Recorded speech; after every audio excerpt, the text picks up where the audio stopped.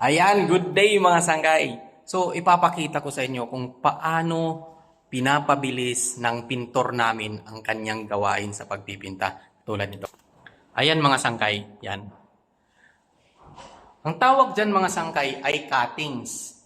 Kasi magkaiba ang kulay ng kisame at saka yung wall. Yan. So, ang ginawa mga sangkay ng aming pintor ay pininturahan niya muna ang kisame. Pero yan tapos na ang kisame. Ngayon isusunod niya ay wall. Ngayon mga sangkay, bago siya nag-umpisa ng yung malapad na part, tulad dito, una niyang ginawa mga sangkay ay ganyan. Nag-cuttings muna siya. Lahat ng magkahiwalay na pintura, katulad niyan, puti yung kisame, then gray yung wall, yan. Nilagyan niya muna yan mga sangkay. Inuna niya, pininturahan niya yung kisame dyan sa may kilikili ng puti at saka yung wall, ganyan, gray.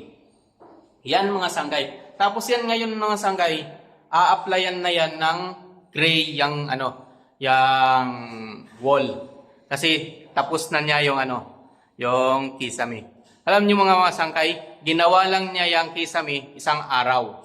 Yung cuttings, isang araw. So, 2 araw na yan.